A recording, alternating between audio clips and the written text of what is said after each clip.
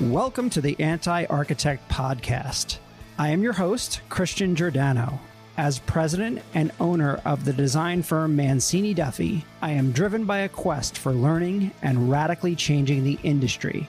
With this podcast, I'm hoping to improve the industry that I'm so passionate about by taking a critical look at how architects work through a variety of voices and shared experiences.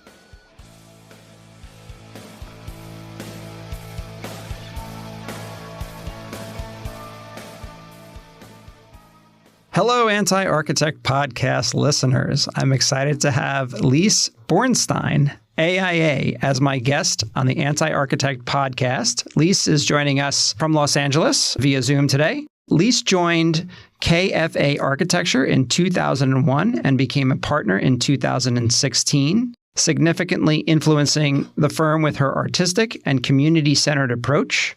Dedicated to building environments that support community growth, she is also committed to fostering professional development within her team and advancing women's careers in architecture.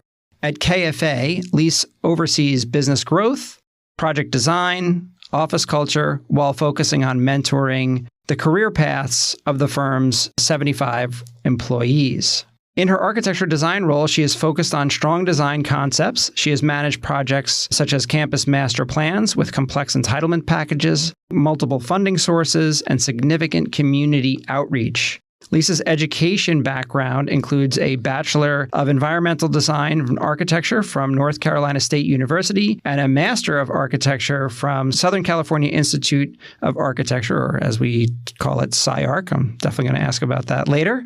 She credits her interest in architecture, like many of us, to Legos building the Death Star model at 6 years old. And Lise, thank you so much for taking the time to be on the podcast.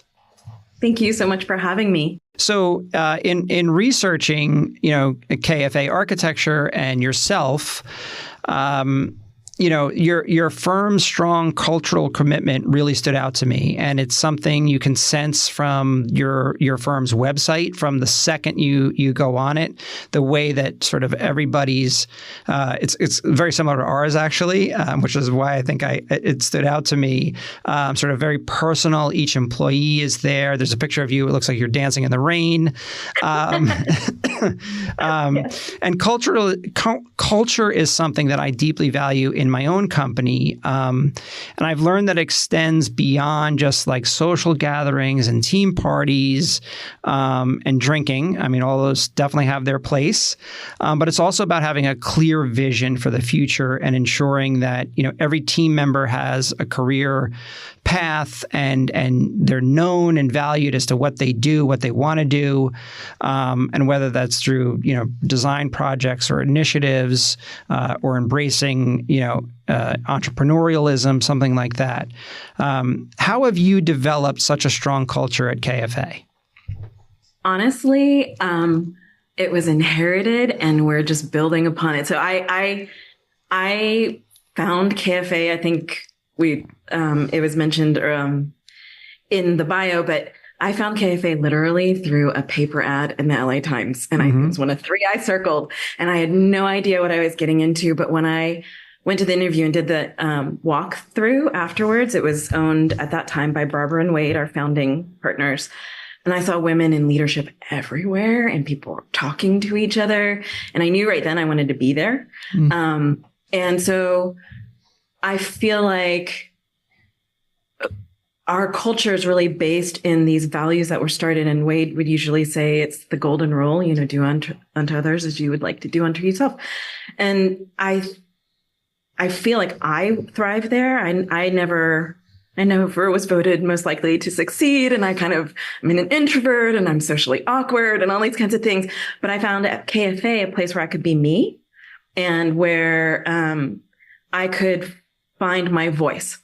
And my goal in life, the sword that I will fall on, is that I want to create a place and keep that value in our office, create the space where people can flourish and thrive in their careers. And that not just gives them a voice individually, but also finding a collective voice, making sure that the values of teamship, of camaraderie, of collaboration are equal to self.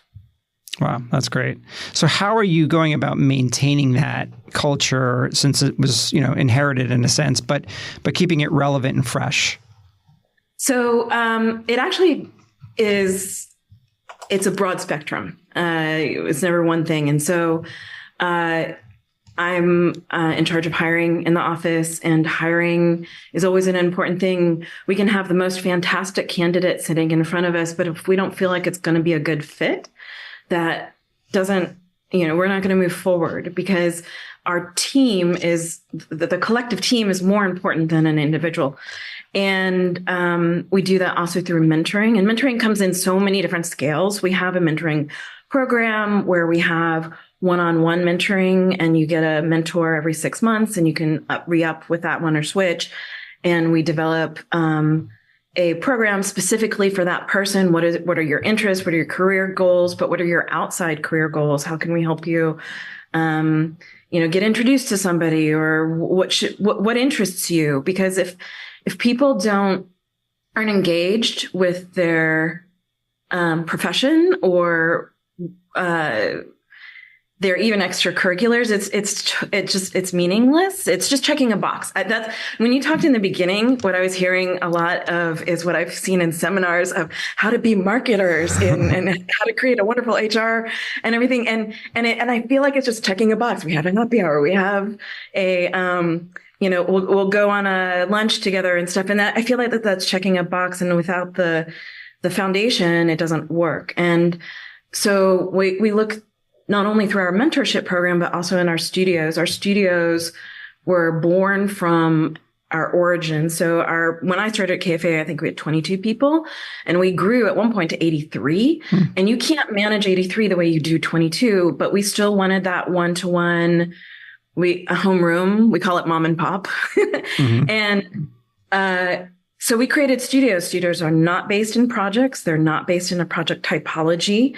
They are simply a group of people that reflect sort of the full strata of the office, that talk together, that we do go on trips, and we do have happy hours too. Of course. But it's also, I find studio is a way to lower our guard. And we do fun things, like we'll do improv, and we'll do, we did an awesome scavenger hunt. Last year's theme was about social impact in design. So we looked at all these projects, both ours and not, what's our favorite. But then this year we're doing soft skills. And I find that a studio is a place, is that sort of laboratory where people can make mistakes, and it's forgiven, and it's a safe place. But having people let down their guards there with their potential supervisors on a project makes it so much easier for them to ask a dumb question on a project. They're not going to be afraid. So we do that. We have, leadership by example. We try to practice what we preach, and also meet people where we are. We did this exercise once where we looked at organization structures, very linear, which is, very quick, stay in your lane. And then we have chaos, just bubbles everywhere. And chaos is creative, and the linear is very efficient, but you miss on both. If you have people stay in their lane and say, you are this role in the office and thou shalt not cross that line, you miss out on all of their ideas on other things. And I want that. I want people to come to me and be like, hey, I thought about, we had somebody come recently, she has her license, and she said, I think we should strengthen our licensing program at KFA. And I was like, great, you volunteered that. So go. I think it comes everywhere. And I think it also, I'm going to say it's part of our projects too, because I think if we're designing a project we don't believe in that is going to further the people who live there in a positive way, it's not going to be a positive impact, then that's a non-starter. So how can we rethink things? So it's a lot about teamwork, a lot about listening, sharing. It's interesting. It's very similar to our philosophy, especially on the studio side. We have studios and we do kind of refer to them almost as homerooms, right? Because you can have within a studio, you can have people that are experts in medical and people that are experts in retail and restaurants and people that are experts in corporate interiors. And we mix that all in a studio. And that's by design so that we don't have pigeonholed studios that you can never work on another kind of project. You're in the medical studio and that's what you're in for life. I feel like people end up leaving firms for that because they feel like there's no, hey, I don't like working on these kind of projects. Or maybe they like working on, but they would like to work. There's a cool restaurant they'd like to work on. I always wanted to work on a restaurant. And now this kind of gives that flexibility within there. Plus, it also helps from a staffing point of view. Things stop and start. Some sectors are busy sometimes, some aren't. And if you have these there are some of those big firms, right? You are hired and fired into a studio, and that is it. And you can have a studio that's super busy. You can have a studio that has no work, and they'll let go of the people in that studio. It never made any sense to me. They don't cross-pollinate in a sense. Crazy. Cross-pollinate is a perfect word because it is. There's that PBS commercial where you see one light and then they start affecting all these other lights and all of a sudden it's a starry sky. I feel we also staff across studios too, because we used to staff within studios and it hobbled us. It limited us to, it didn't allow us to be a nimble organization. We couldn't approach the issues as an organization. We were approaching it as silos, and it just made us so much more effective and powerful in our ability to pivot on a dime. It was really it sort of evolved. When we first started studios, we were siloed, and it evolved out of just, we were not doing good. You mentioned hiring earlier. Do you interview every single person? Yes, currently I do. Yes. Interesting. I like to, we talk about this on our hiring committee. Actually, we meet on Mondays. I have divested myself, delegated most of those, but I really, really, really, really like meeting somebody. I want to look somebody in the eye. I want to welcome them to our office. I want to be part of that connection because I think it's so important. I mean, the most important things I think that people who work in a firm treasure are being valued and seen, heard, having autonomy. When you were talking about having ability to switch between project typologies, I think there's a sort of self-fulfilling or a drive there that flexibility allows for people to choose their own path. It's choose your own adventure. Yeah. And I think that's really important because that's where you find people's hidden talents. Not everybody fits in a box. Mm-hmm. And I think the more that we recognize the values and we kind of reach out, it's a reach out, not a tell me, it's a kind of seek from our end to see where they might succeed. And then people who might be struggling in one arena step into something else and they blossom, and it's amazing. Yeah. That's great. So I want to take that almost as advice for myself, because as we've grown, I don't interview everybody anymore, right? And I hate the feeling of having to turn to someone and say, "Who is that person?" That's the worst. That's the worst thing to me. I hate that because I always hated that about when I worked at a really big firm, and the boss would say like, "Who is that? Do they work for us?" I'm like, "How do you not know that, dude? They've been here for 2 years." I don't know. So I got to get back to that for sure. So kind of thinking critically about our profession, if you had to pick one thing, what annoys you about your fellow architects? I could say nothing ever annoys me about fellow architects. I think this is not universal. So one thing that annoys me about some architects is they don't listen.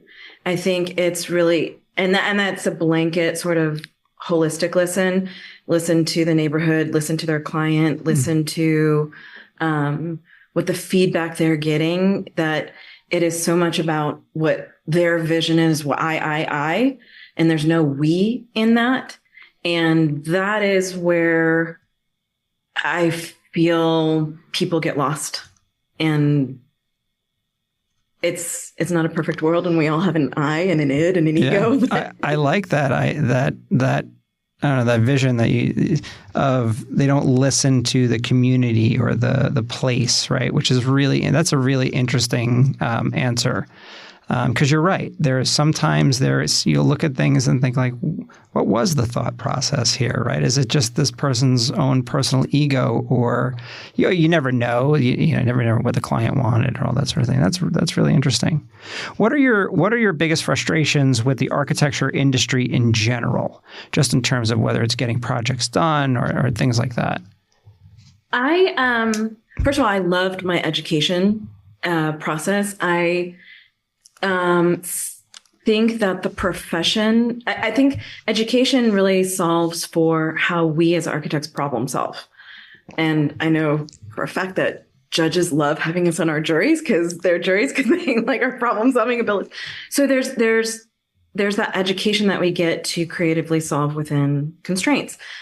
What I think that education is trying to do, because I'm a part of some of these committees now, is bring practical business knowledge in, because you can be a phenomenal problem solver, designer, detailer, however, crafter of projects, maker.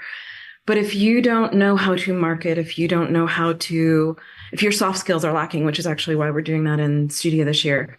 If you don't know how to present, if you don't know how to listen, know how to communicate, know how to budget your time effectively, then that talent is lost or as not as effective as it could be. So I think it's really pairing those two pieces together and recognizing that soft skills are equally important to the sort of creative and critical thinking that we learn. Yeah. We'll talk about urban development and density in a little bit, but just in general for architects, do you think in your mind, do we lack sort of whether it's the education or the practical experience of understanding urban planning and development? Is that something that's lacked even in the education process, or as we kind of just think about individual buildings? Yes and no. I mean, I really think it also lies within the person. So I know for me, I had urban planning studios open to me when I was at school. So it was my choice to go seek that. Mm-hmm. And I think we are in charge of our own destinies to a big degree.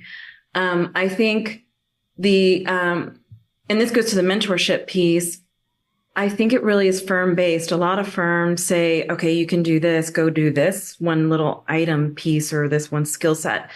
But if you're not allowing and exposing people to contracts to, this is what happens when goes wrong, this is when, let's go on a site visit to see what that little angle Z that you just drew looks like in the field, and how hard is it to actually build that. And then you're not sort of contributing to a person's holistic understanding of their craft.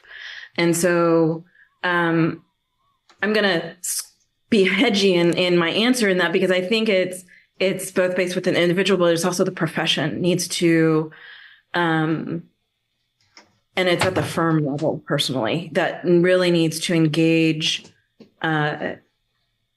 staff at all levels to continue to grow into uncomfortable zones. We challenge our staff to be fine with their comfort zone, but do two things outside of your comfort zone, because you're going to screw up and that's okay. But you're never going to learn if you don't. I like that. That's great. So I want to talk more about your firm, and very specifically, your firm promotes itself as Architecture for Los Angeles. And I wrote a quote down here, KFA reshapes LA by designing great places where people flourish. And then there's even this really cool, by the way, interactive map that shows all of your current projects and past projects. You can kind of zoom in and out on that. And I zoomed out because I wanted to see kind of how far out you guys go, and it's not very far. And there's something to me that's absolutely amazing about that, right? Like, you are so narrowly focused on LA. And I always, in a sense, I envy architects that, like a firm like mine, we're kind of everywhere, right? Which is good and bad, right? But you guys have obviously done well on a very specific focus, and there's something pretty amazing about that you can do that. How did that come about? Why specifically so narrowly focused on Los Angeles? It's very interesting. So I was here for that branding when we did that, 2010. And we stepped back and we said, what is important to us? And one of the pieces that was super important to us was working where we lived and living where we worked. And it gives us an ability. First of all, we're in LA, so the pond is really big here, and we have a lot of opportunity here. But we're a relationship-based firm, and being in our communities, a lot of us volunteer in our communities in different ways or on different boards and neighborhood things, and it allows us to kind of know what we're designing, the context, contextualism, and neighborhoods. I don't ever want to pretend that I can walk into a neighborhood and I know you. That seems very pretentious, but we know our plan checkers. We know the inspectors. We are in this community. It's very much a community of developers. I love my clients. My clients are amazing. They have vision that I want to support, and I find that because we can have a relationship-based connection by being all in a geographical area. The last 3 years have changed that a little bit, and we've started to think about going out, but we have put parentheses around it. We follow a client. If they're going out into Northern California or even south of us in San Diego, we're following a client and their vision, because that's the important connection to us. Yeah. What do you think about, there's a lot of news about, people leaving, Los Angeles and California, moving to other states. I've actually been out there a lot because we're doing a project where the client is based out there. It's back in New Jersey is the project. So, and I went to graduate school at UCLA. And listen, being in New York City, they say the same thing about New York City, right? People are leaving New York City, and the numbers are the numbers, right? It is what it is. I think a lot of emphasis is on that. And there's definitely problems that need to be fixed, right? And problems that need to be fixed in New York City, and problems that need to be fixed in LA and California, and for sure. So I don't want to be naive about that kind of thing. But what do you see out there, and how can you and your firm begin to fix those problems and even some of just the perception around it? Mm-hmm. I think that's going to come down to design, but right design, because as architects, there's of course the citizen architect role, and how can we participate in our communities? That's one way of making sure that we stay engaged with grassroots politics and neighborhood planning. But it's also then in us engaging in things that we think. So for us, it's transit is huge. I think LA is growing, and we're sort of evolving into our next, whatever that's going to be. And even despite losing population, we're still huge, and we have a lot of growth problems that haven't been resolved for the last 20, 30 years. And that's slowly being resolved by the transit measure. We had Measure R, I'm Measure M. And it's also, our role is to be vocal advocates for our projects, and our projects represent people. So our clients also represent people. I do a lot of affordable housing, and we do also market rate housing. So we're talking about like the most important thing, which is shelter. How can we be an advocate through our architectness, which is design, to be designers of places where people can flourish, which is our mission statement. Mm-hmm. because that's a city that people then want to live in. If we create a beautiful city that is smart and healthy and holistically well, that we're thinking about all those things that make us as humans feel good, that's one step. We're not going to solve, as architects, the financial woes, the taxes, right? Age, discriminate, right. all this kind of stuff. We're not disparity, wealth distribution. We're not going to solve those, but where we can make an impact and a positive impact is in how we craft our little corner of the city. That's great. That's a really great response. So I'd love to talk a little bit about, one of your passions, which is density, right? And I wrote down another quote, Lise is on a mission to redefine density in a city where that used to be a dirty word. I guess let's break that down a little bit. I didn't know, personally, I wouldn't have thought of density as a dirty word. But then again, in New York City, it's all about density and kind of is what it is. And you're literally stepping over people and around people and through people. So what does that mean in your world? And just talk a little bit about that. And it goes back to LA's growing pains right now. LA grew up around these small pueblos and very, very different than New York. Mm-hmm. And so we say it's centered around the car, but there was the rail car era that got squashed. But the California dream is about having your house with your land around it and you have access to sun and that, you've got your car in the driveway and that's your dream. That is not the reality of where we are today. And when you're shifting that, when you're taking away people's familiarity and trying to move into bigger, denser projects, that scares people. Mm-hmm. It scares people about, well, where do I fit now? And how do I stake my claim? It's going to affect me. How does it affect me? It doesn't necessarily have to affect them. The single family zones are not really where we should be targeting density anyways. And there's the ADU ordinance out now, which allows people to do a back house. And I think that's a lovely way to gently densify single family, but we should really be focusing our efforts in density on boulevards. But even then, the friction, we get what we call NIMBYism. I'm sure you guys have that. Mm-hmm. I don't know.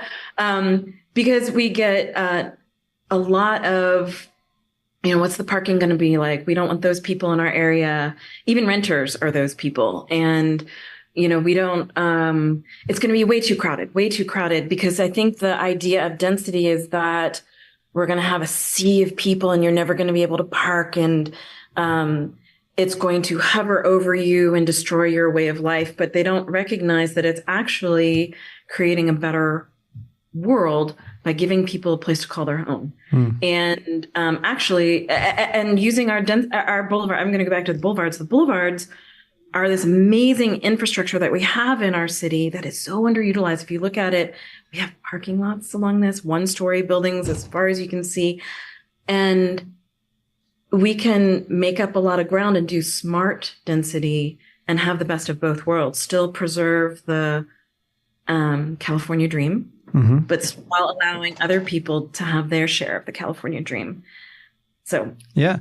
So is it, I think of, is it a lot to do with the public transportation? I feel like LA has never been able to solve, public transportation because it is so car centric. So you've got, again, in my comparison, right? So when I went to UCLA, I had a very different experience than, most people that lived in Los Angeles. I lived there for 2.5 years, and I lived right in Westwood, which was just south of the UCLA campus. We picked it because I wouldn't have to drive to the campus. I could actually walk. And Westwood is a little village, and it kind of had anything and everything there. It was actually a perfect little town to have, do a graduate degree. And I barely got in my car unless I had to go visit people in the valley or whatever. And I always think, I know I had a weird experience, right? But I feel like there's nothing wrong with that. And you can recreate that experience. There's so many pockets of that and so many opportunities for that along the way that I don't know why everyone that comes to Westwood, I'm sure they like it, right? They like being able to park and walk around and do 10 different things as opposed to driving from one thing to the next thing to the next thing. So is it just a cultural thing or is it a mass transportation thing? I think it's both, and both cultural, transit, affordability, living on the West Side, or even a lot of places is just out of the reach of a lot of people. And I think even the migration that we've seen out of the state, it's probably been that middle pocket that can go afford something better somewhere else, can afford to move. So a lot of people live far from where they work. And it's interesting. I'm from DC originally, and I was just back about a month ago, and driving from one side of the city to the other was amazing. And I used to take transit to school and everything. It was a manageable geography.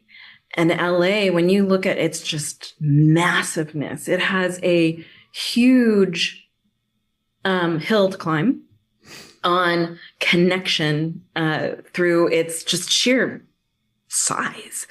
And then it's even beyond that. So you get somebody who lives in Claremont. We have somebody in our office who now lives there. The transit opportunity, there is one, but it takes forever. But they live there because it's a better place for them and their family. So I think you hit LA's challenges are really multifaceted in that sense. And I don't think one bullet's going to solve it. I think if we create density, we're creating those villages that you talk about. But we have to then think about, are those villages equal everywhere? Because we have, in South LA, there's huge food deserts where the best you can get is like fast food. And so how do we have equal access to something like Westwood, where there's access to good food choices and entertainment and education and all of that? How do you scale that so it's in equal? So many pockets? Yeah. I do not envy our city leaders at all, because it is a huge issue. The thing is, there's a promise there. Like, there's always been the idea of and even I came out here this way from the East Coast to the West Coast. There's a sort of promise to the West Coast that's embodied in our narrative and our national sort of view of, go West and, and there's sort of almost an idea of a blank slate out here so we can craft it. So I think there's still promise in what we have. And I think it's going to take a whole barrage of how we fix it, how we embrace the change. Yeah. And what are some of the projects that KFA is working on in Los Angeles proper that come to mind that kind of address some of these issues? I'm going to go to a few scales. So I'm going to start with market rate, Ivy Station, and the 24 Uncommon campus is up in Chatsworth. So that's more suburban. And then Ivy Station is downtown Culver City, and it's right on a train station. So Ivy Station has housing, hotel, and commercial. And it is a node now, and it takes advantage of being literally right at the train station and putting energy where it needs to be at a transit hub. I'm going to look at Path Villas, which is an affordable housing project that we've done. And again, it's about 2 or 3 blocks away from transit, and it's for formerly homeless individuals. And what it does there is it gives people access to jobs. If you think about it, like somebody who can't afford a home and of course doesn't have a car. So how do they have access to healthcare and vocational opportunities? Another project that we're doing is the VA campus. And I feel like all 3 of these are different solutions to a similar problem. Problem is wrong. Issue. The VA campus is a huge campus, 588 acres, and we're doing a portion of it. It was always a soldier's home from its beginning, and it's for veterans. And we're very lucky to be part of repurposing a lot of the original buildings to be buildings for homeless veterans. The Purple Line, which is the metro, is just finishing up there. And there's a hospital. The VA hospital is right on South Campus. The way that they're thinking about that campus, because it's so spread out, is bringing services to people in pods on the campus. But then also, you think about it like the little nested dolls. You start with the individual, and then how do you serve them individually, and then how do you serve them as a community? And then wrapping services around them at a more regional is those connections to high quality healthcare and high quality transit that just opens up the possibilities for people who live there. And I think those are three ways of looking at transit-oriented density. Okay. Yeah. And just kind of going back to you made mention of it a little bit, but going back to your origin, tell us about your childhood. Where'd you grow up? All that stuff. I actually was born in DC. My family is from DC and New York, actually. Might be visiting there soon. And so I grew up in DC, and probably from too young of an age. I don't think this would be allowed nowadays, but when I was 8, I would take I went to school in Northwest, and I lived in Southeast, and I would take buses, trains, walking, whatever, at 8 years old to go from school and back home. Like I said, probably illegal now, but it's fine then. What it did was it gave me a curiosity, and I didn't grow up in a natural world. I grew up in a man-made or human-made world. And so it gave me a different sense of what space was, I think, and how you sort of can navigate and engage. And it's fun. DC to me is a very underrated architectural city. It doesn't get the credit that it deserves. Maybe because there's nothing that truly there's a lot of standout buildings, but there's no, I don't know, there's no like massive development that stands out, right? Everything is very low scale, obviously done very, that's their zoning, right? Everything has to be lower than the capital. Yep. But there are some beautifully detailed buildings, beautiful complexes, and talk about villages and areas to walk around and shopping and live, work, play. It's a very people don't talk about it as much as they probably should. Yes. And all the revitalization that they've put into the Anacostia River just in the last 10 years, it's just booming over there. It's gorgeous. Yeah. So what ultimately got you interested in architecture? It was the Death Star, probably under budget, on time. I like to build things. I was always the one who was going to build whatever. If it came in a kit of parts, I was going to do it. My dad was an engineer, and he had high hopes for me being an engineer. I loved art, and so in his mind, it was math plus art equals an artsy fartsy architectural pursuit. But I never said, oh, I'm going to be an architect, but it was always apparent to me that that's what I wanted to do. And so when I went to NC State, I actually didn't start in architecture. I started in a multidisciplinary, and I migrated to architecture, I think, a year or two after. And it was just, yes, I love this. I like the problem solving. I like getting rules and then breaking the rules, and how do we do? I loved that. And one of the things I actually really liked at NC State was we would do these sort of body architecture exercises, some around just like how does the body form architecture in space, but also how do you navigate through? And we had to do one where we stayed in a wheelchair for the afternoon and figured out how hard it is to get around campus. And oh, wow.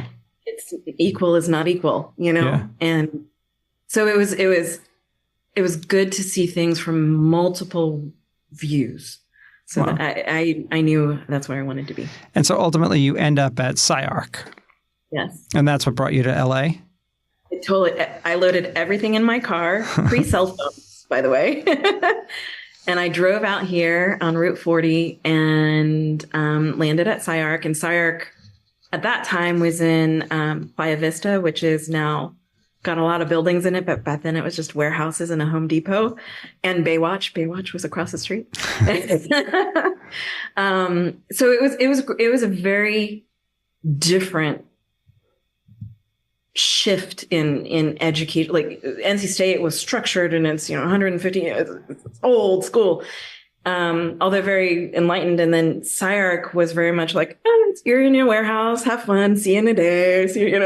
So it was a very a different self-propelled versus NC State, which had a sort of collaborative structure around it, which was interesting. Yeah, SciArc I always thought as like this experimental kind of architecture school in a sense, right? I agree. It didn't have although I know some people that have graduated there more recently, and I think it's more disciplined now in the way they do it.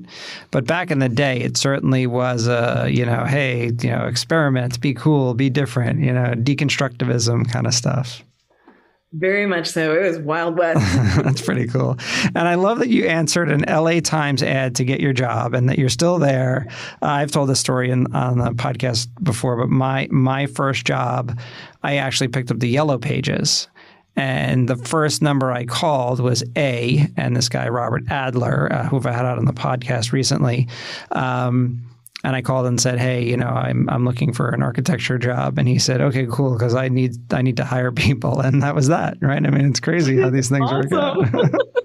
Yeah, literally, that was, as I told him on the podcast, that was the first and only cold call I've ever made in my entire life. So. and you are, right?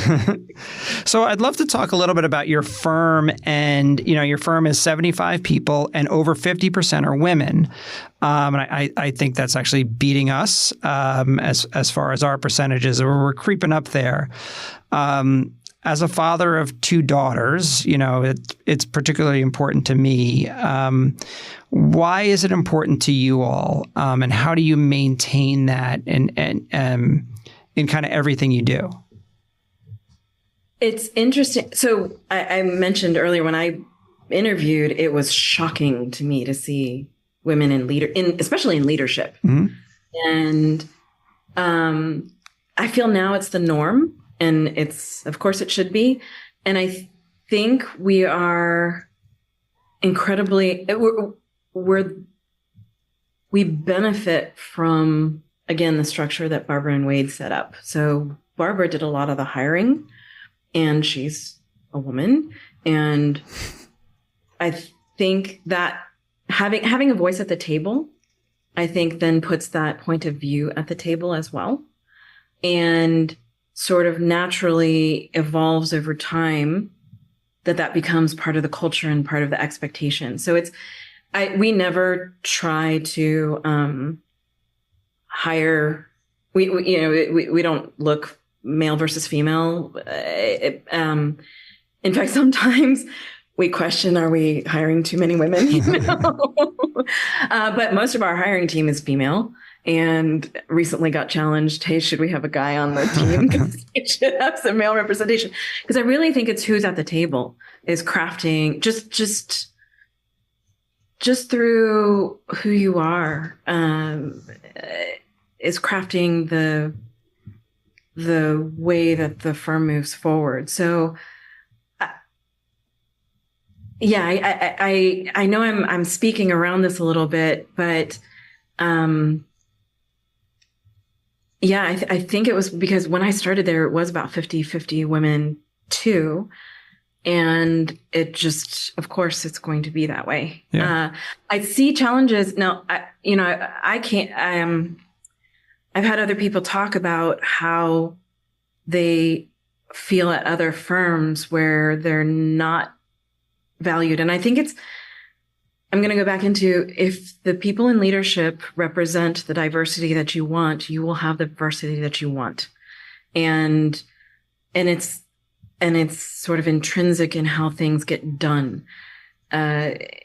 And so making sure that you have representation is important. I feel. No, that's a very good way of putting it. Yeah. Yeah.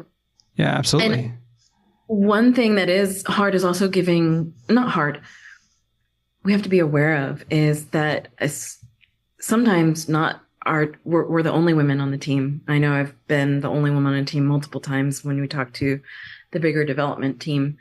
And it's making sure that our employees are supported in those roles and know that we are behind them. Yeah. Have you ever had pushback from clients in that sense? Or not about having a woman at the table, but certainly having, and it's not just woman based, it's other sensitive stuff, about sort of elevating what kind of discussions can happen at the table. It's not the old school jokes anymore. And you can't do that. Yeah. You cannot do that. And we actually have a clause in our contract now that talks about that. And nobody has a problem signing that because everybody is striving to have a better workplace. But yeah, it's supporting people when others don't engage. Do you think that you are an anomaly in the profession, or do you see the profession as also going in this route? Because I still, again, I don't want to be naive about it, right? And New York and LA are very different, right, from everything else in a sense. And I want to make sure that the middle of the country is valued too, right? But it's still, to me, when we go to other, in other cities, it's still kind of a bit of an old man's profession, right? And I think it's changing. And I think firms like yours or even ours are, helping be leaders in that respect. Have you seen it change over the last 20 years yourself? It's interesting. That's where my AWAF hat starts coming on, which is Association for Women in Architecture, and I'm on the foundation side. Very little needle change. When I graduated school, it was 50-50 women in my class. And it was still, I think it was like 35% women got licensed and 7% became partners.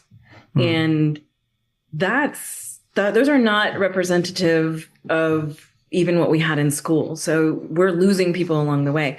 I think mentorship plays a lot in that because, again, when you have people in leadership, they're mentoring, you naturally gravitate to people who have a similar backstory that you do. And it's just, you feel more comfortable.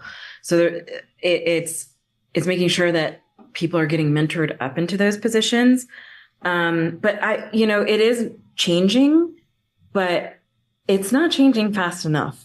Very frank. Yeah. And to be very frank, minority representation in our profession is just atrocious. And when you look at I learned this word a couple years ago. We did a symposium on this, on intersectionality.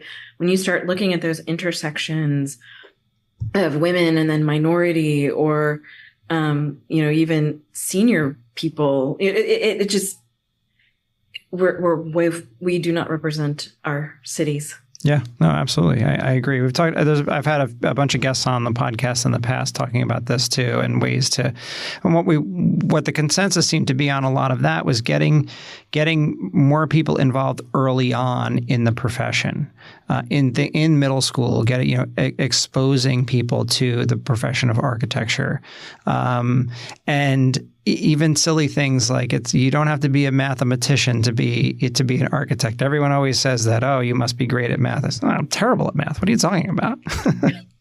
Exactly.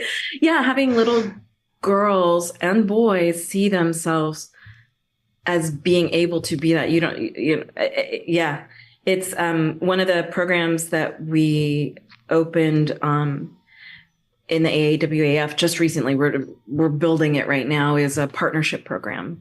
And so we're looking to reach out and partner to expand our reach, because we don't have the horsepower on our board to do everything we want to do, but we want to hit the broad spectrum of the profession. And right now on our, what we do is we do collegiate scholarships and we do career-based fellowships. So we have that portion, but how do we foster youth. So last year we partnered with the ACE program, and we sent, I just got an email from one of one of the people we sponsored, one of the girls we sponsored. She wrote us an email, but we sponsored, I think, at least 3 to go to summer camp to learn how to be in the STEM world, Yeah, absolutely. We do the same thing with ACE. You do ACE? Yep, absolutely. Yeah. Program. Absolutely. So as we wrap up here, is there anything we haven't covered that you'd like to discuss?